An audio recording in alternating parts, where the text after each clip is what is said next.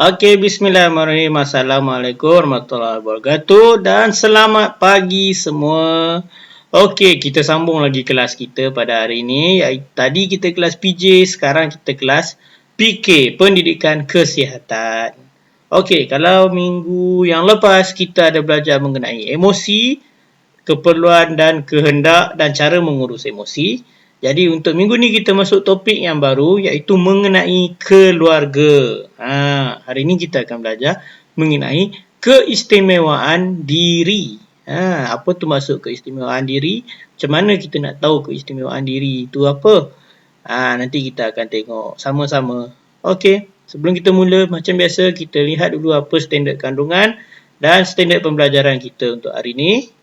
Seterusnya kita lihat apakah objektif dan kriteria kejayaan kita pada hari ini. Okey, tanpa membuang masa lagi, mari kita teruskan kelas pendidikan kesihatan kita pada hari ini. Okey, macam cikgu terangkan tadi, tajuk hari ini adalah keluarga saya. Sebelum kita masuk lebih dalam dengan topik ini, kita sama-sama membaca mengenai keluarga Alicia.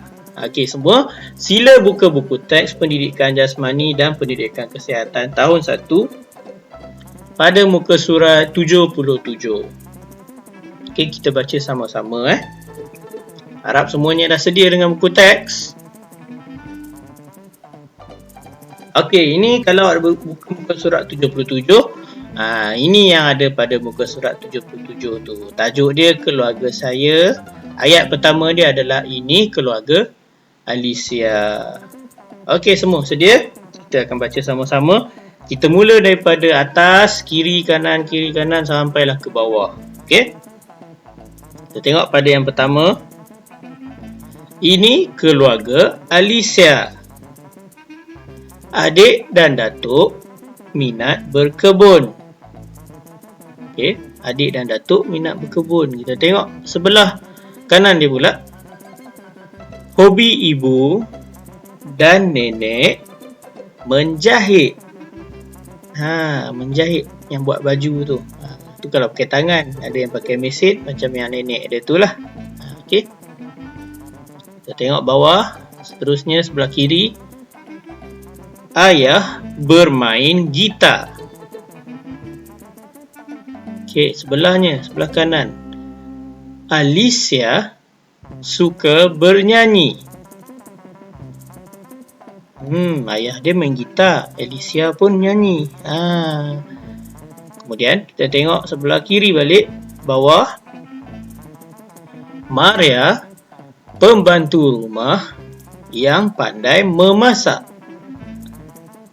Sebelah kanan. Abang boleh bermain keyboard. Keyboard ni dia macam piano lah, piano bersih yang kecil sikit. Okay, kita tengok kat sini, masing-masing ada benda yang dia boleh buat dan dia pandai buat. Contoh macam yang pertama, kita tengok daripada awal balik. Adik dengan datuk Alicia pandai buat apa? Dia minat berkebun. Jadi ibu dengan nenek Alicia pula, apa yang dia suka buat? Hobi ibu dan nenek Alicia menjahit. Kalau ayah Alicia pula, apa dia buat? Dia pandai apa? Ayah Alicia pandai bermain gitar. Okey, kita tengok pada abang Alicia pula. Abang Alicia boleh buat apa? Abang boleh bermain keyboard. Dan ada seorang lagi yang special dalam rumah Alicia. Ada apa? Dia ada pembantu rumah. Ataupun setengah orang dia panggil orang gaji. Sama je lah dua-dua tu. Okey. Maria pembantu rumah dia pandai buat apa?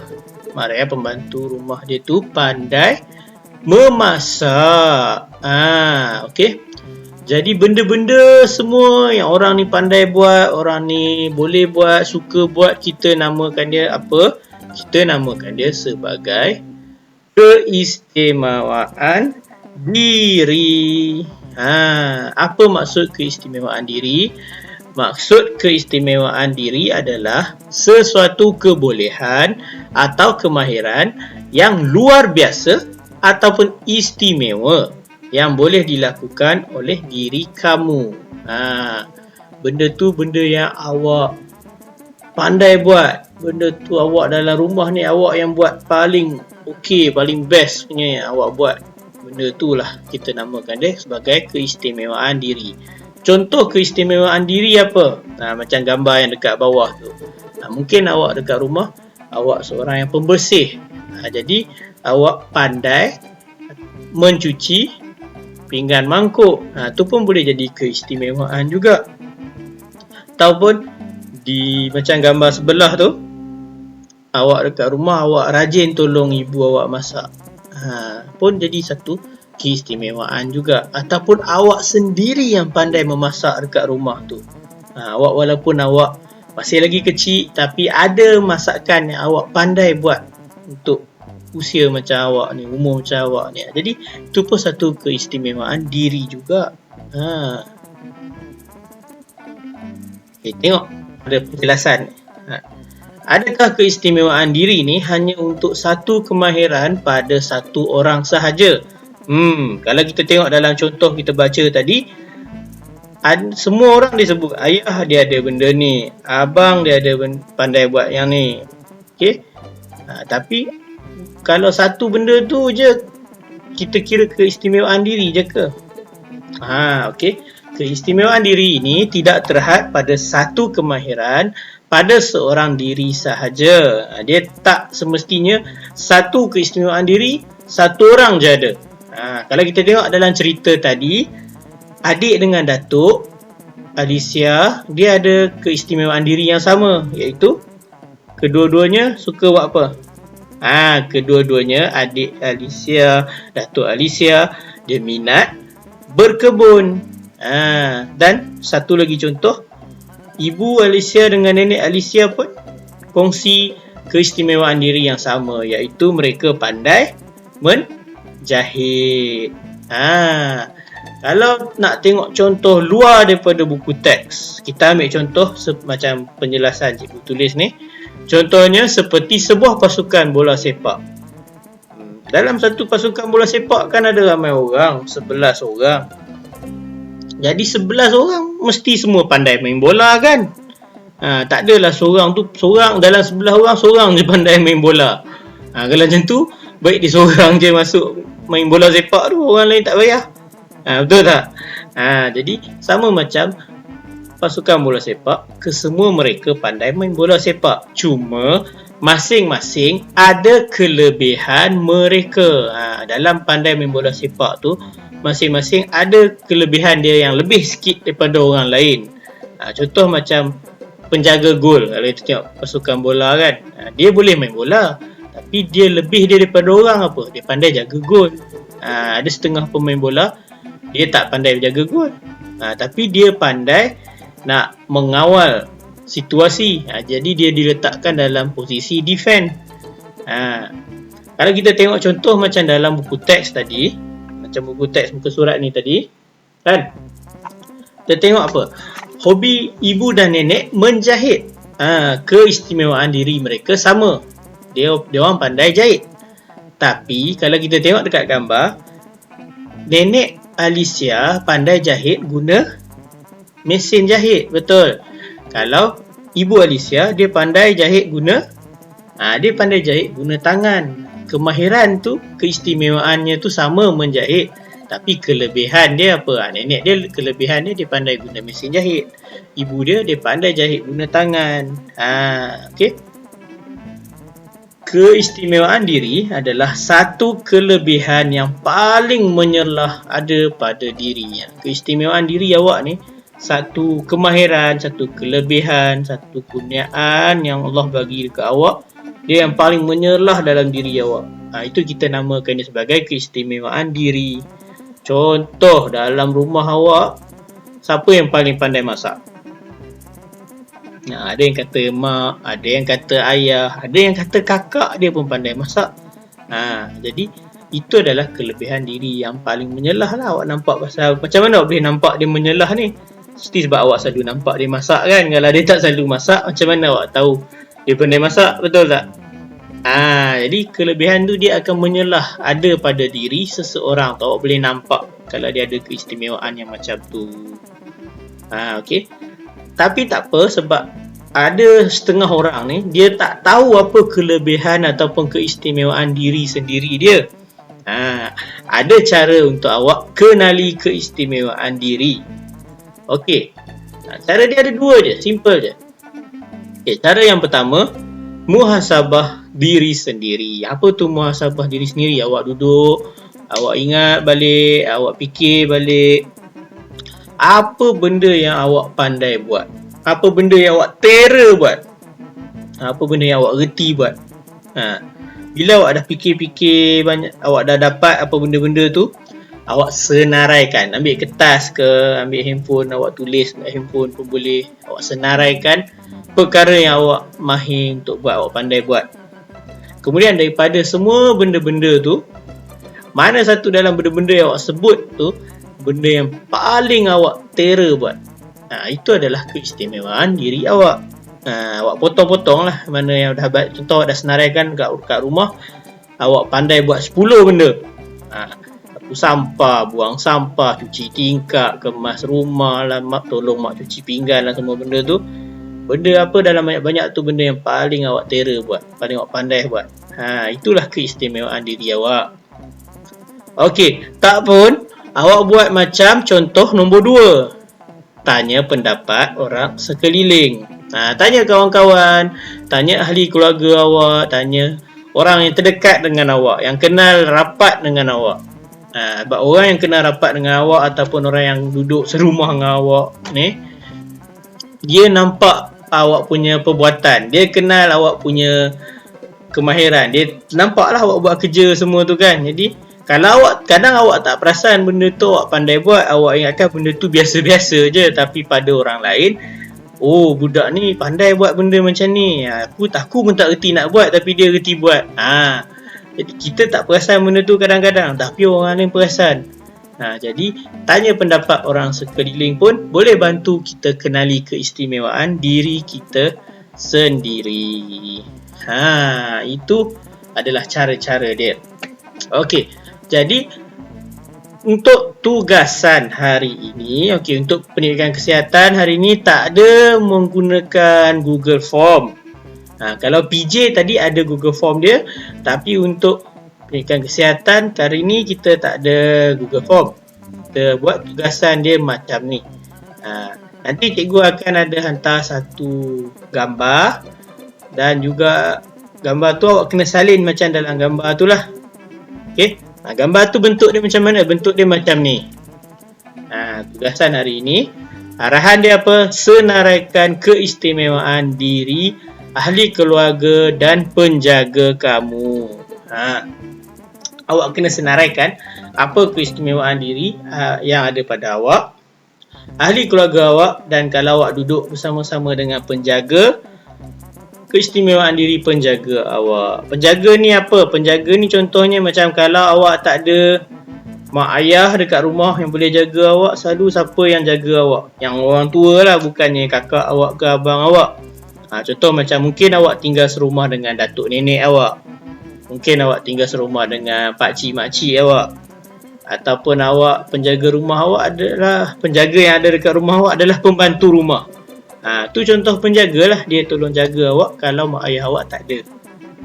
Tu masuk penjaga. Ada yang tak ada, tak apa. Tu kita tengok nanti. Okey, cara macam mana awak nak buat? Okey, ini awak kena buat kotak dia macam ni.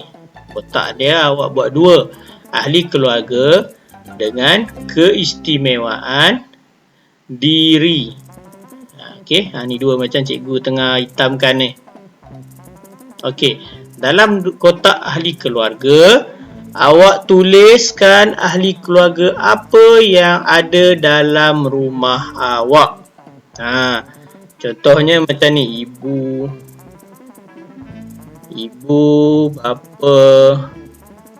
Kalau awak ada abang, tulis abang. Kalau ada kakak, tulis kakak. Saya ni awak lah.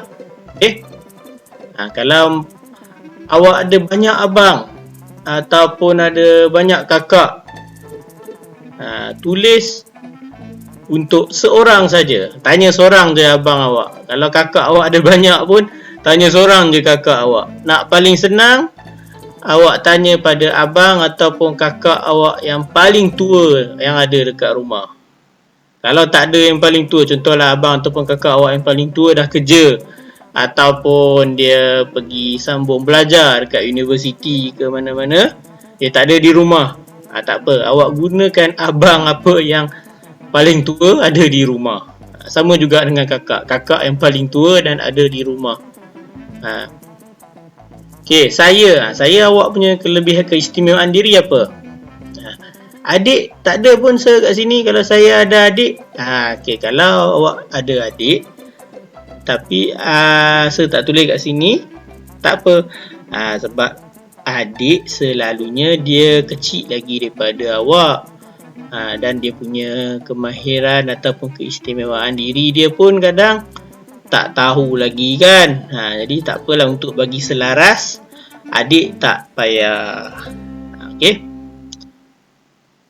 Ni ada, kalau awak katalah rumah awak ada tinggal dengan datuk awak ataupun nenek awak, tulis dua-dua. Katalah dekat rumah awak ada pembantu rumah, letak pembantu rumah sekali di situ.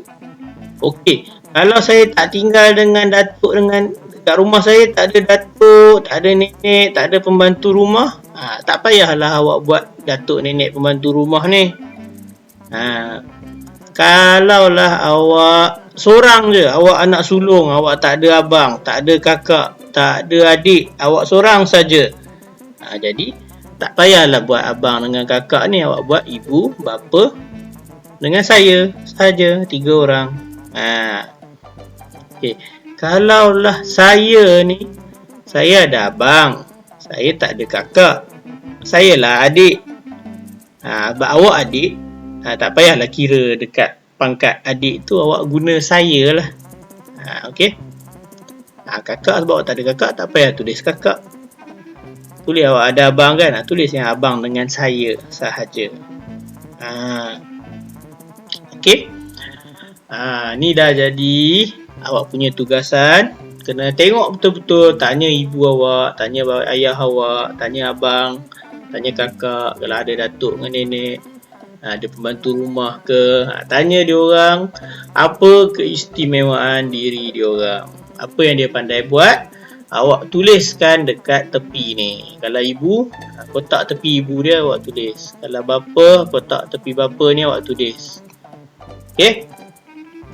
Tulis satu saja, walaupun contohlah kalau ibu kan selalu dia pandai macam-macam, ayah dia pandai macam-macam buat kat rumah, ibu pandai masak, pandai cuci pinggan mangkuk ke apa ke semua tu kan. Awak pilih satu sahaja. Sama juga untuk orang lain pun, pilih satu saja keistimewaan diri. Okey. Tak nak ada 2, 3 ke apa, seorang satu pangkat. Pangkat tu apa, ibu bapa semua tu lah. Satu ahli keluarga, satu keistimewaan diri. Okey.